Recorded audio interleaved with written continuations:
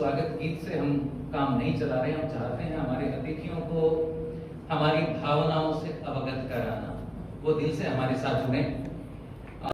पर हम तो कुछ बात बने, सुबह शाम हम गाते रहते तरह तरह के गाने। सुबह शाम हम गाते रहते तरह तरह के गाने, सब मिल गाएं वंदे मातरम तो कुछ बात बने। वंदे मातरम की बात करने के लिए मध्य प्रदेश से हमारे बीच में विशेष रूप से मेरी माही जी से बात हुई, दीदी का आदेश हुआ और बीच में आशिमा मैडम बैठे हैं। मैडम आपके यहाँ आए तो एक नाम छूट गया था जो लिस्ट में था, राधाकांत जी का। आज हम अपना फर्ज पूरा करने, आपको राधाकांत जी को सुनवाना था, किसी कारणवश उस दिन नहीं सुनवा पाए। देखिए असल में है क्या, दीदी से भी बात हो रही थी, ये सारे लोग जैसे हम अपनी अपनी नौकरी करते हैं, ये सारे कविता को समर्पित लोग हैं, फुल टाइम कवि हैं, कविता को ही खाते हैं, कविता को ही जीते हैं, 24 घंटे कविता के रस में रहते हैं।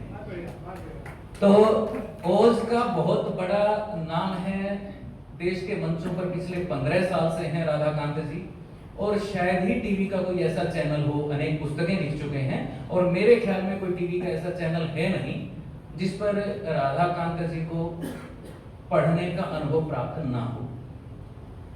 जैसा मैंने मनोज जी के लिए कहा था, व्यक्ति की रचनाएं उसकी पहचान होती है। मैं तो इतना बता दिया कि बहुत बड़ा नाम है, कितना बड़ा नाम आप इनकी कविताओं से देखिए और राष्ट्र वंदना का आनंद लीजिए।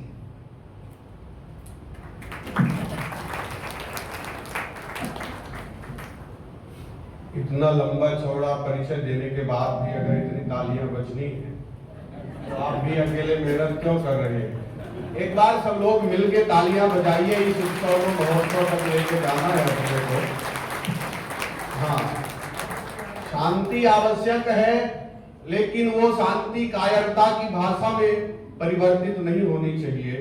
कप लाए ताकि ये स्वयं सेवा है राधाकांत भाई, हाँ। आपको ही करनी पड़ेगी।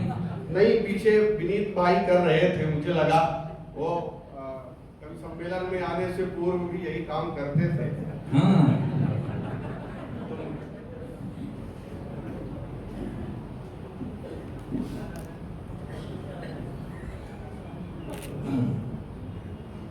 आइएगा एक बार तालियों के साथ मुझे आदेशित करिए, मैं प्रारंभ करूंगा।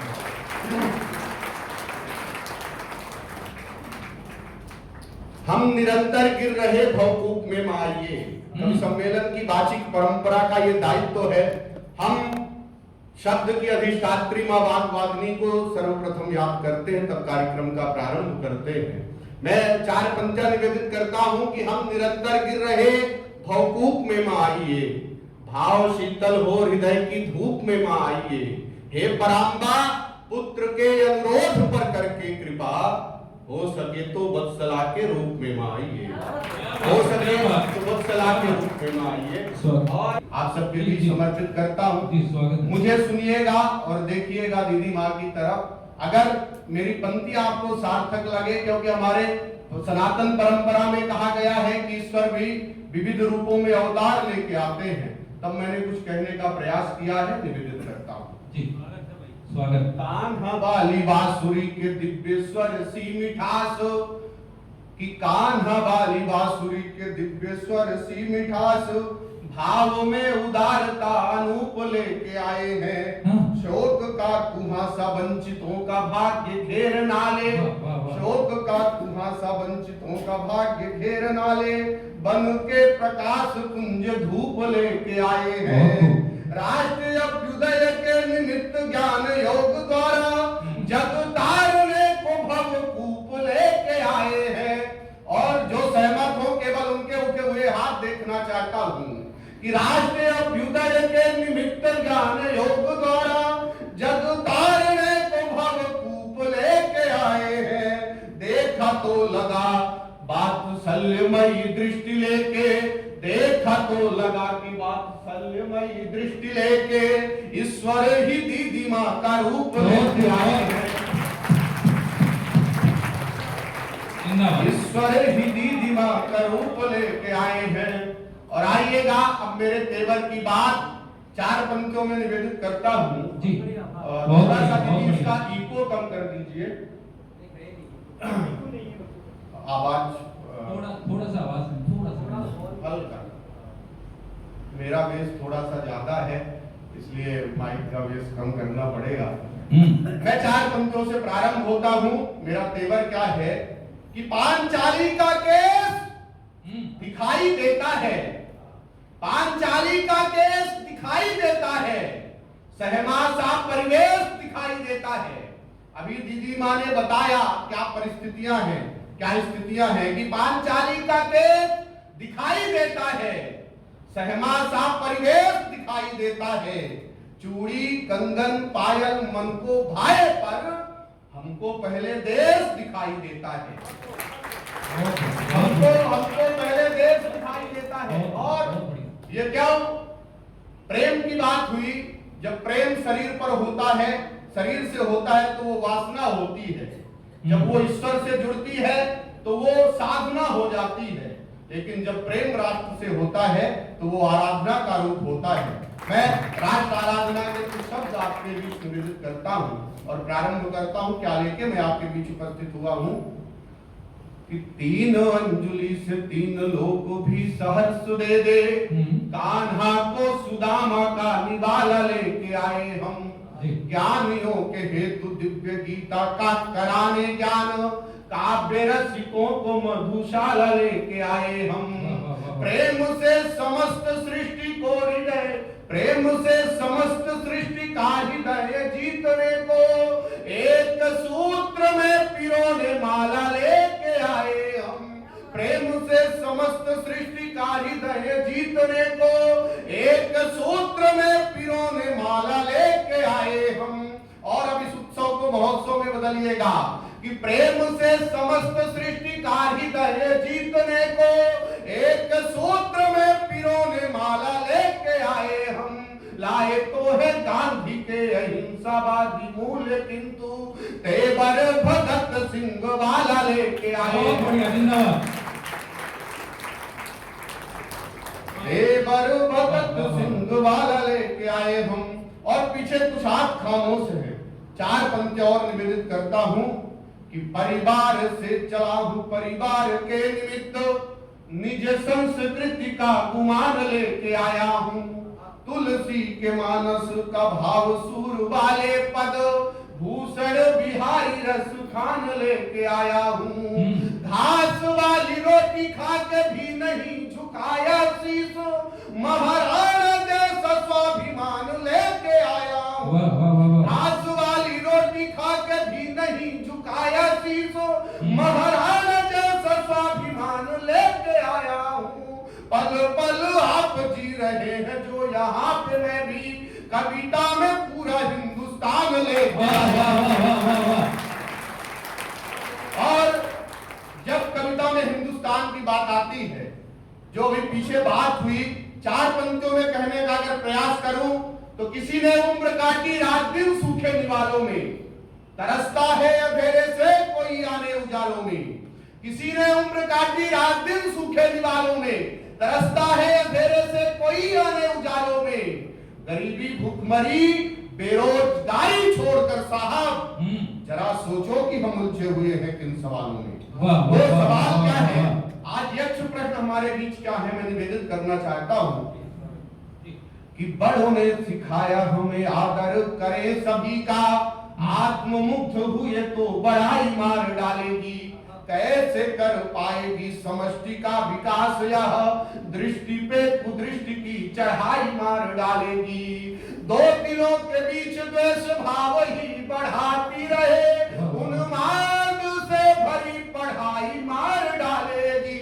और आप सब लोकतंत्र के महापर्व को मनाने जा रहे हैं, जो लोग जब मतदान करने जाते हैं तो कहीं जात धर्म संप्रदाय देखकर मतदान करते हैं, तब कहना चाहता हूं कि 2 दिलों के बीच द्वेष भाव ही बढ़ाती रहे, उन्माद से भरी पढ़ाई मार डालेगी, शत्रु क्या बिगाड़ लेगा हमको हमारी खुद, जाति और धर्म की लड़ाई मार डालेगी,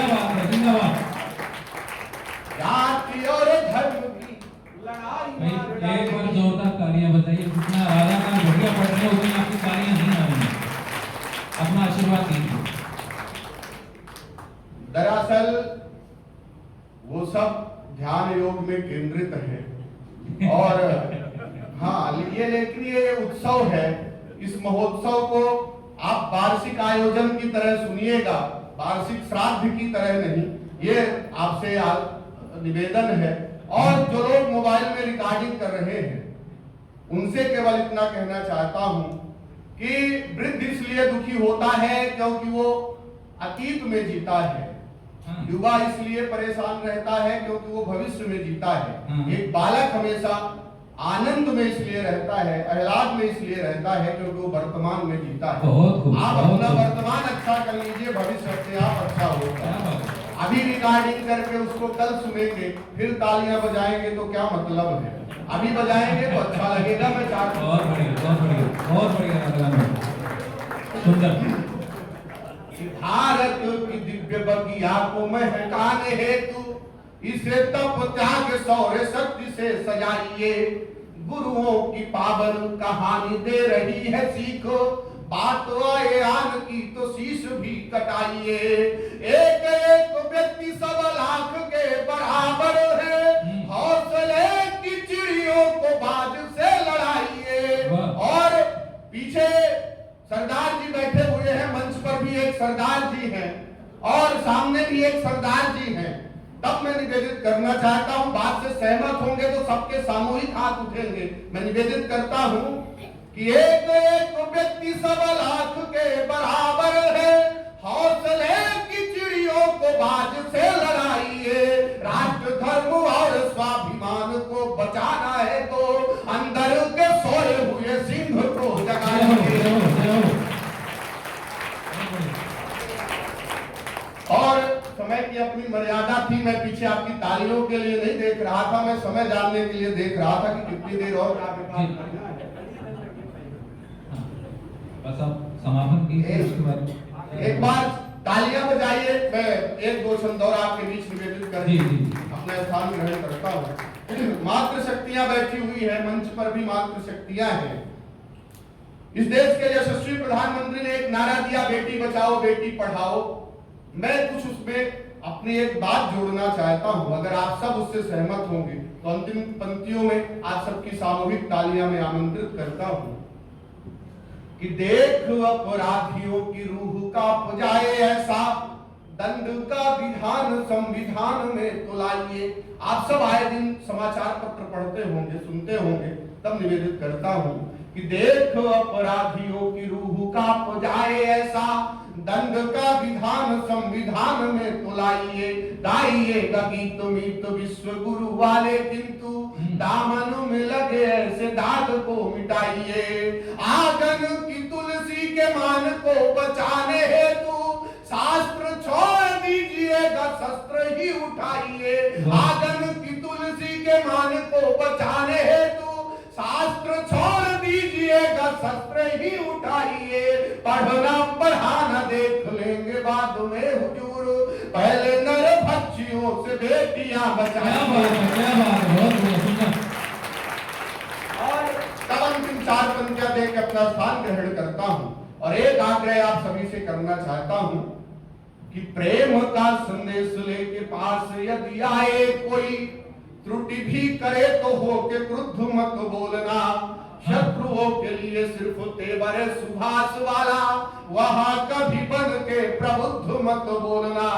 यदि कभी साथ सत्यता का दे सको ना आप, शुद्ध भाव ना रखो व शुद्ध मत बोलना।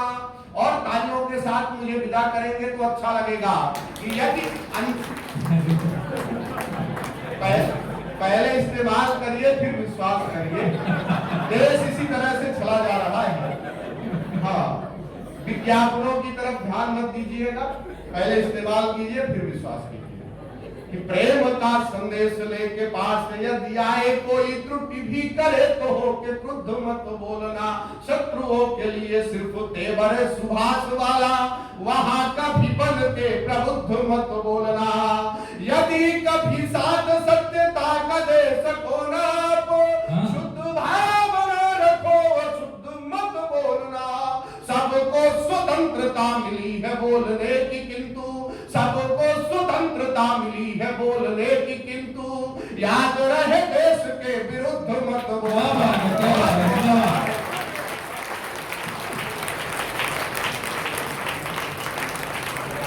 बहुत सुंदर काव्य पाठ एक बार और मेरे कहने से, जैसा राधा कांत जी कह रहे थे, जोरदार तालियों से विदा कीजिए।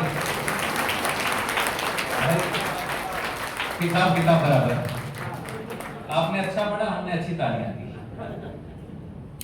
तो देखिए, जिंदगी है अपने तरीके से चलती है, हर आदमी की अपनी आदत होती है। ये मेरा छोटा भाई विनीत बैठा है, छोटा है पर मंच का बहुत बड़ा है, लेकिन हर व्यक्ति में कुछ अलग अलग तरह की आदतें होती हैं। अभी हरियाणा की यात्रा पे, मैं तो हरियाणा से हूँ मूल तक, तो हरियाणा की यात्रा पे जब भी होते हैं तो इनकी आदत है कुछ ना कुछ छेड़खानी करते रहने की। इसको कोई भी हरियाणवी मिले ये कुछ ना कुछ करेगा जरूर। अभी आज मैडम से, आशिमा मैडम से बात हो रखी थी, आज सुबह इनके यहाँ आना था, मैं मन से भी क्षमा मांगता हूँ। तो एक कार्यक्रम था हमारा पानीपत में, तो वहाँ रुकना पड़ा सुबह थोड़ी देर के लिए। तो जैसे ही बस स्टैंड पे पहुंचे तो हरियाणा में बहुत सारी चीजें ना महत्वपूर्ण नहीं होती। बोर्ड उल्टा लगा हुआ था, भाई ने पूछा कंडक्टर से, करनाल जा रही है क्या? कि हाँ बैठ ले। बोर्ड तो दिल्ली का लगा हुआ है, यार तू बैठ लेना। तो कंडक्टर तो अपना काम करके निकल गया। फिर मेरे को कहता है, दिनेश दिनेश दिनेश इधर। मतलब हाँ बता ना। भाई साहब बोर्ड दिल्ली का, जाना कर्नल कह रहे बैठ ले। तो वो कंडक्टर मेरे पीछे खड़ा सुन रहा था, कहता भाई साहब इधर आओ, आप मुझे ये बताओ आपको बोर्ड पे बैठ के जाना है या बस में बैठ के?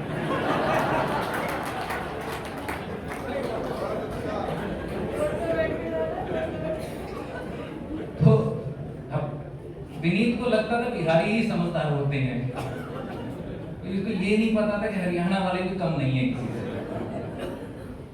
अब बस में बैठे तो हरियाणवी का, उसमें विनीत का कोई योगदान नहीं है, कहीं आप समझें कि अगली बार भी बिहारी ने कोई गलती की, पर एक नमूना इनको जरूर मिला।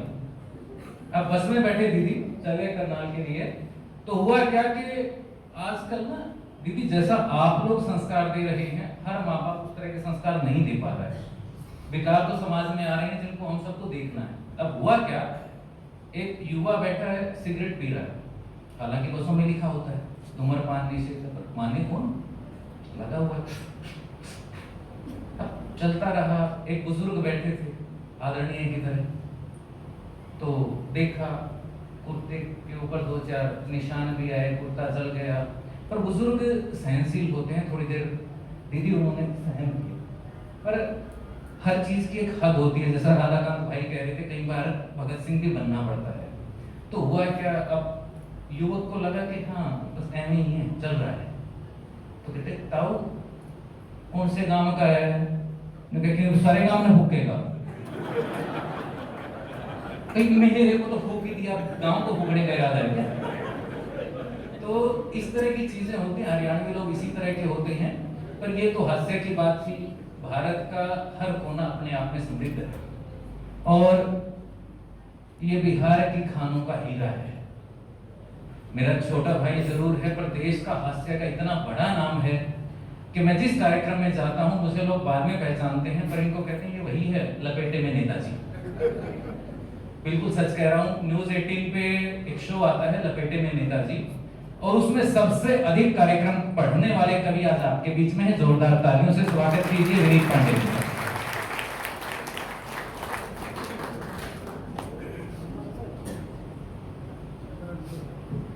आप सबको प्रणाम करता हूँ, मंच को नमन करता हूँ।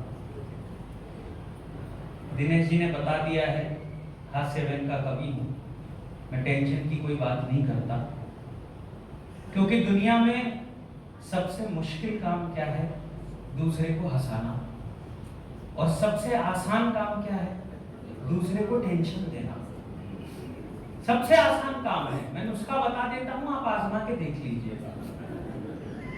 आप सुबह सुबह सड़क पर टहलने निकली, सामने से कोई आ रहा हो, आप उसको नहीं जानते, वो आपको नहीं जानता, उसके पास जाइए, बोलिए राम राम भाई साहब कैसे हैं, बोल के चले जाइए। उसको दिन भर टेंशन रहेगी आदमी था कौन।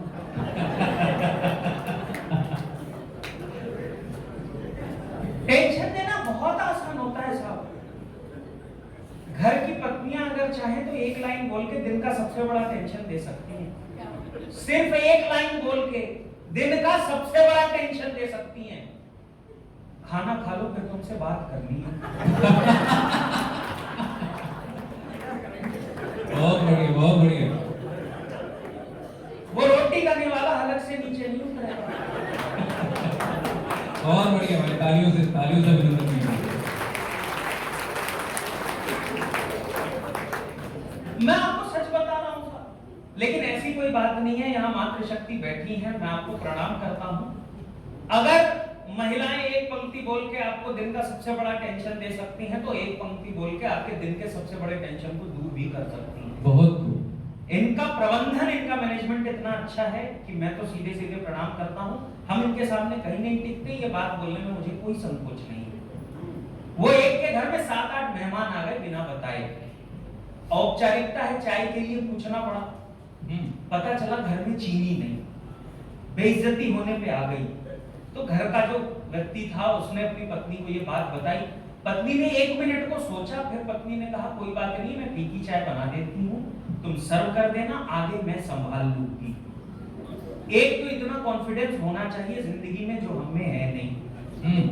सच में नहीं है, मैं सच बता रहा हूँ बाबूजी। मैंने प्लास्टिक की छिपकली खरीदी। अच्छा। कि अपनी पत्नी को डराऊंगा। प्लास्टिक की छिपकली खरीदी कि अपनी पत्नी को डराऊंगा। वो छिपकली प्लास्टिक की लेके गया तो देखा घर से जिंदा सांप पकड़ के बाहर फेंक रही।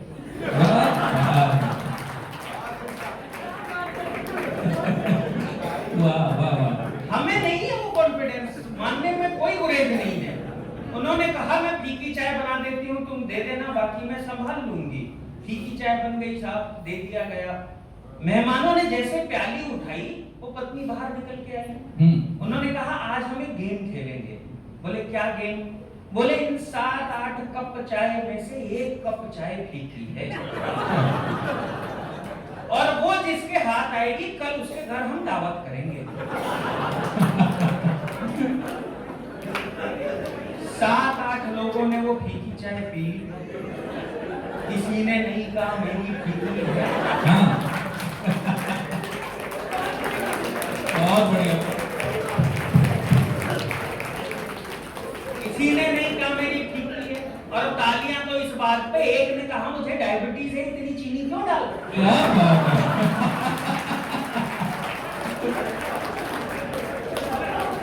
बहुत अच्छे, बहुत अच्छे। जैसा खुशनुमा जी बता रहे थे कि ईश्वर ने सिर्फ हम मनुष्यों को ये हंसने का वरदान दिया है, और ये बिल्कुल सच भी है। और मैं आपको ये बताना चाहता हूँ कि हम ये काम क्यों करते हैं, कि हंसने हंसाने का काम क्यों करते हैं।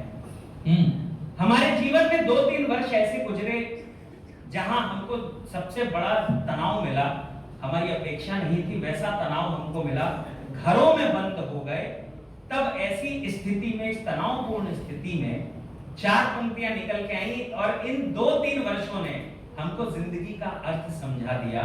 तब 4 पंक्तियां निकल के आई हैं। हम ये काम क्यों करते हैं साहब? मैं कहता हूं कि फूल बनकर महक जाना जिंदगी है। जी भाई। फूल बनकर महक जाना जिंदगी है। गीत सुख के गुनगुनाना जिंदगी है। गम के बादल आएंगे और जाएंगे, गम भुलाकर मुस्कुराना जिंदगी है। और मैं आपको बताऊं, अभी राधाकांत भी कह रहे थे, सच मानिए जिंदगी में 2 चीजें होती हैं, और हमको ये चुनना है कि उन दोनों में से हम किसको आत्मसात करते हैं। एक होता है सांस लेना, और एक होता है जिंदगी को जीना। हमको केवल सांस लेना है या जिंदगी को जीना भी है। इसलिए हंसना जरूरी होता है, क्योंकि हंसी ये भी भुला देती कि है सीने में क्या रखा। घुटन के साथ रहकर गम को है पीने में क्या रखा। मिली है जिंदगी हर हाल में कट जाएगी, लेकिन बिना जिंदा दिली के जिंदगी जीने में क्या रखा। जिंदाबाद, जिंदाबाद, जिंदाबाद। इसलिए हम थोड़ा हंसते हंसाते हैं। बता दिया भाई ने हास्यवन का कवि। हमारे साथ बहुत ट्रेजेडी होती है। हास्यवन कवियों के साथ सबसे बड़ी ट्रेजेडी ये होती है कि हमें कोई सीरियसली लेता नहीं जी। हमको छोटे बच्चे भी आके निपटा जाते हैं। वो एक आ गया मेरे पास, बोला कवि हो? मैंने कहा हूँ। बोला कविता लिखते हो? मैंने कहा हाँ। बोला आपके पिताजी लिखते थे क्या? मैं कहा हाँ लिखते थे। बोला उनके पिताजी? मैं कहा लिखते थे। बोला उनके? मैं कहा लिखते तो थे, लेकिन तुम ये क्यों पूछ रहे हो? अब बच्चे ने जो जवाब दिया है सुन के आनंद आ जाए तो हॉल में बैठे जितने लोग हैं सबके हाथ तालियों में बदले। मैं कहा लिखते तो थे, लेकिन तुम ये क्यों पूछ रहे हो? उसने कहा जी ऐसे ही पता लगाने की कोशिश कर रहा हूँ, ये बेवकूफी की जड़ शुरू कहां से हुई है। बहुत बढ़िया भाई, बहुत बढ़िया भाई, बहुत बढ़िया। बेइज्जती हो गई, बदला लेना था। मैंने उस बच्चे को एक तरफ बुलाया। मैं कहा बेटा एक बात बता, अगर तेरे पूर्वज हाथी होते तो तुम क्या होते? उसने कहा जी तब मैं छोटा हाथी होता। मैं कहा अगर वो घोड़ा होते तो? बोले फिर छोटा घोड़ा होता। मैं कहा अगर वो गधे, उल्लू, इनमें से कोई होते तो तुम क्या होते? बाबूजी मैं ये सोच रहा था बच्चा जवाब देगा, मेरी बेइज्जती का बदला निकलेगा, कलेजे को ठंडक पहुंचेगी। लेकिन वो बच्चा सन 2000 के बाद वाला था। अच्छा। बच्चे उससे पहले ही पैदा हुए, उसके बाद डायरेक्ट पिताजी ने उतार लिया। क्या बात है। मैं कहा अगर तेरे पूर्वज गधे उल्लू इनमें से कोई होते तो छूटते ही कहता, फिर तुम्हारे जैसा हास्य का कोई कवि होता? बहुत बढ़िया भाई, बहुत बढ़िया, बहुत अच्छा। हमारे साथ ट्रेजेडी लगी ही रहती है। यहाँ तो हमको बहुत अच्छा लगा, हम यहाँ आए, यहाँ हमारा इतना सम्मान किया गया, वरना हमारे तो ऐसे ऐसे सम्मान होते हैं कि बताने में हिचक होती है। मैं पटना कवि सम्मेलन में था, जिस आयोजन समिति ने कार्यक्रम कराया था उसके अध्यक्ष मंच पे आए। घोषणा हुई कि अब हमारी संस्था के फलां सदस्य आएंगे, भाई विनीत पांडे को माला पहना के इनका स्वागत करेंगे। माला पहनाया, अच्छा लगा, मैंने धन्यवाद किया। फिर घोषणा हुई अब हमारी संस्था के फलां सदस्य आएंगे, भाई विनीत पांडे को प्रतीक चिन्ह देंगे। चिन्ह दिया, अच्छा लगा, मैंने फिर धन्यवाद किया। फिर घोषणा हुई अब हमारी संस्था के फलां सदस्य आएंगे, भाई विनीत पांडे को चद्दर उड़ा के इनका स्वागत करेंगे। आदमी कहने की कोशिश कुछ और करता है, सामने वाला समझ कुछ और लेता है। वो सदस्य चद्दर लेके आके बगल में खड़े हो गए। अध्यक्ष ने देखा दोबारा घोषणा की सदस्य आ गए हैं, चद्दर उड़ा के स्वागत करेंगे। फिर सदस्य इधर खड़े, इधर मैं खड़ा। जब चौथी बार अध्यक्ष से रहा नहीं गया तो उन्होंने सदस्य को मारी कोनी। बोले तुम स्वागत करते क्यों नहीं? अब सदस्य का जवाब सुनना, सुन के आनंद आए तो फिर से एक बार बोले तुम स्वागत करते क्यों नहीं? सदस्य ने कहा जी चद्दर तो मैं ओढ़ा दूं, पांडे जी लेटे तो सही।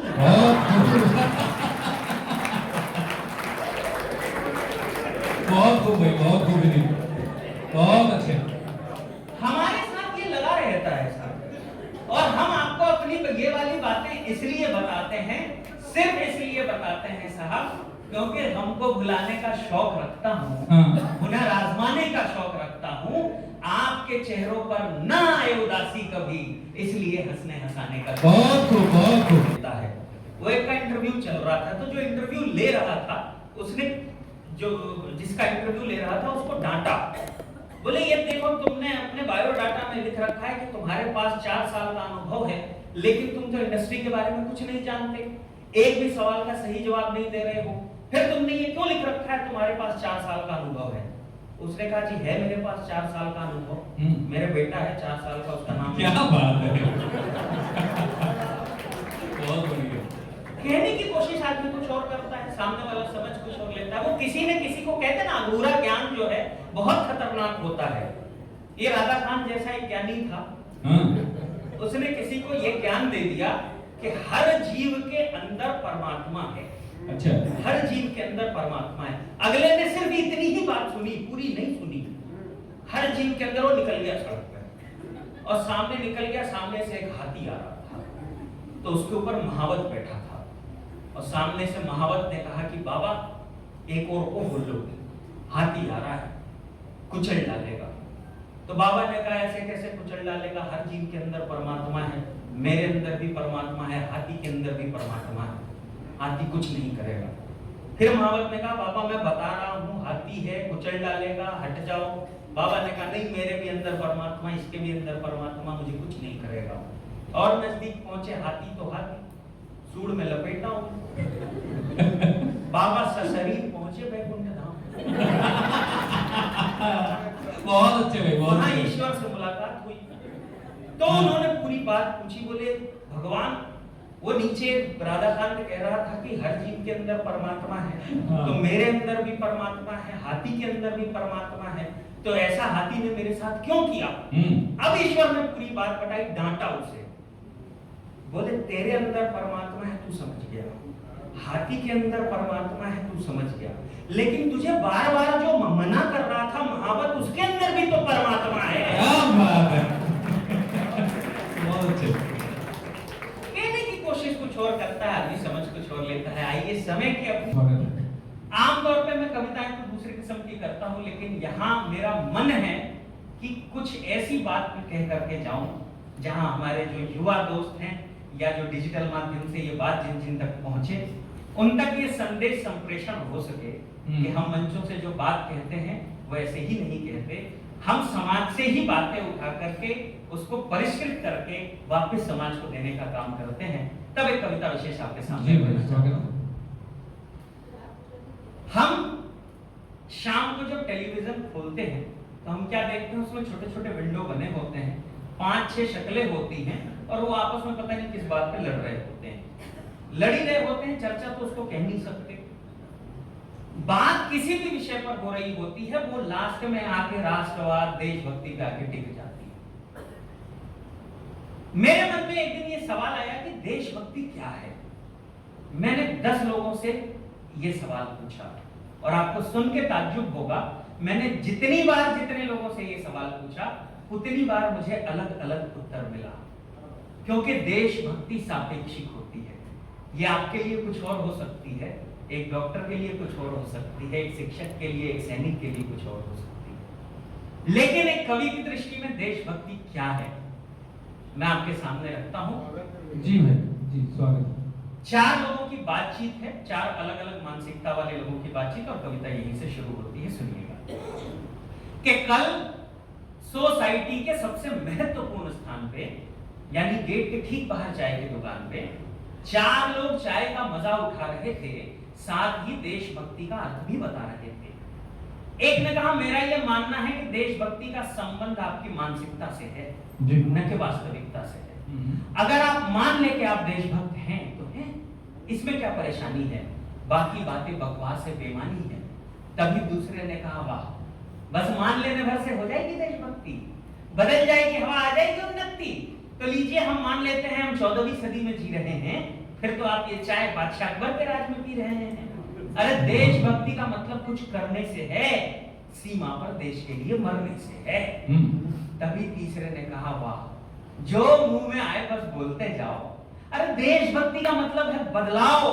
अगर सारे बॉर्डर पे लड़ने चले जाएंगे तो बदलाव आपके मामा जी लेके आएंगे। हर कसौटी पे खरा उतरना पड़ता है भैया, देशभक्ति को साबित करना पड़ता है। तभी चौथे ने कहा, देखिए सच्चा देशभक्त वो है जो अपने नेता का समर्थन करता है, बाकी बातें छोड़ दीजिए, कोई विरोध करे तो देशभक्ति दिखाइए, उसके दांत तोड़ दीजिए।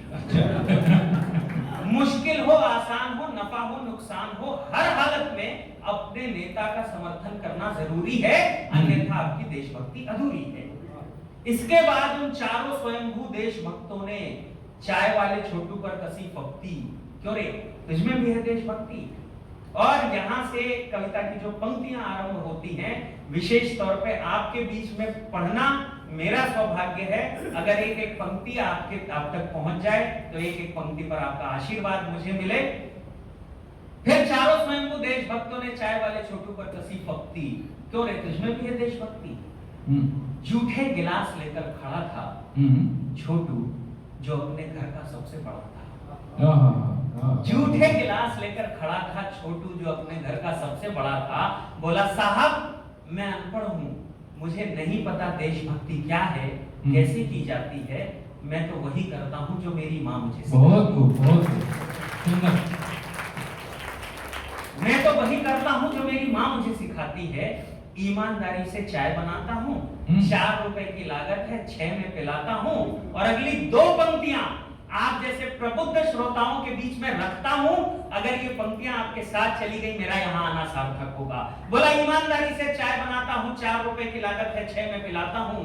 हर साल 27 जनवरी और 16 अगस्त को सड़क पे गिरे झंडे चुनता हूं। सावधान हो जाता हूं जब भी जनगण मन सुनता हूं। बहुत बढ़िया, सुंदर सुंदर। सावधान हो जाता हूं जब भी जनगण मन सुनता हूं। कूड़ा कचरे के डब्बे में ही भरता हूं। सड़क लाल बत्ती पर ही पार करता हूं। इस पौधे को रोज पानी डालता हूं। छोटी बहन के साथ खेलता हूं, उसे स्कूल लेके जाता हूं। कभी किसी को तकलीफ नहीं देता, फालतू 1 रुपया नहीं लेता। बस यही करते करते रोज सुबह से शाम हो जाती है। अनपढ़ हूं साहब, मुझे नहीं पता देशभक्ति क्या है, कैसे की जाती है, कैसे। बहुत बढ़िया, बहुत बढ़िया, बहुत बढ़िया। चलते चलते बस 2-2.5 मिनट की एक कविता आपके सामने रख के और अपना स्थान लेता हूं। और आपके सामने इसलिए भी पढ़ता हूं ये कविता, ताकि एक जो छवि, एक भूमिका जो बनती है एक हास्य कवि की, एक व्यंग कवि की, तो आपके सामने ये बात रखना चाहता हूं कि जब एक हास्य व्यंग कवि इस तरह की कविता लिखता है तो वो कितने गहरे तक उतर के लिखता है। कविता लिखने के लिए कोई बहुत ज्यादा गहन अध्ययन की आवश्यकता नहीं होती है। बड़ी से बड़ी बात हम अपने इर्द गिर्द घटती घटनाओं को देखते हैं और वहां से कविता बनती है। एक पंक्ति बचपन से हमने देखी, पढ़ी, सुनी, हर जगह लिखी हुई, मेरा भारत महान। मेरे मन में प्रश्न उठा कि मेरा भारत महान क्यों है। तब अपने आसपास की घटनाओं को मैंने देखा और तब मेरी समझ में आया कि मेरा भारत महान क्यों है।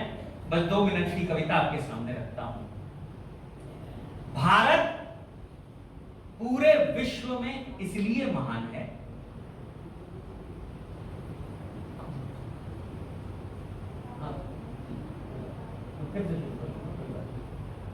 हाँ जी।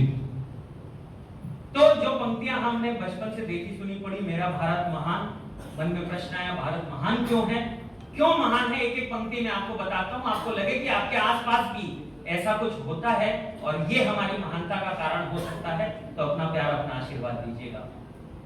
भारत पूरे विश्व में इसलिए महान है क्योंकि यहाँ संबंधों का महत्वपूर्ण स्थान है। यहाँ हर व्यक्ति का दूसरे व्यक्ति से गहरा नाता है। एक नौजवान किसी अनजान बुजुर्ग को भी चाचा बुलाता है। क्या बात, क्या बात, सुंदर। एक नौजवान किसी अनजान बुजुर्ग को भी चाचा बुलाता है। यहाँ संबंधों की डोरियां गजब की मजबूत रहती हैं। लड़कियां गोलगप्पे रिक्शे वालों को भी भैया कहती हैं। वाह वाह वाह वाह वाह। गोलगप्पे रिक्शे वालों को भी भैया कहती है। यहाँ संबंधों और सम्मान का अद्भुत लेखा है। आपने किसी को अपने दोस्त की मां के पांव छूते हुए कहीं और देखा है? वाह वाह वाह वाह, बहुत सुंदर सुंदर। अपने दोस्त की मां के पांव छूते हुए कहीं और देखा है? यहाँ की रीतियां भारत की महानता को और बढ़ाती हैं। नवरात्रों में यहाँ बेटियां पूजी जाती हैं। नवरात्रों में बेटियां यहाँ पूजी जाती हैं। यहाँ कर्म का महत्व बस इतने से समझ आता है, दुनिया में और कहां जवान के साथ किसान के आगे जय लगाया जाता है। बहुत बढ़िया, जिंदाबाद।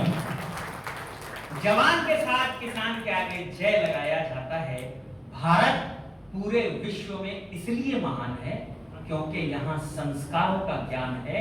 यहाँ पंच परमेश्वर होता है, गुरु का स्थान सबसे ऊपर होता है, प्रकृति में देवताओं का वास है, बोलियों में मिठास है। यहाँ 3 पीढ़ियों के लोग एक साथ रहते हैं और हम धरती को भी माँ कहते हैं। क्या बात। बहुत बहुत धन्यवाद। बहुत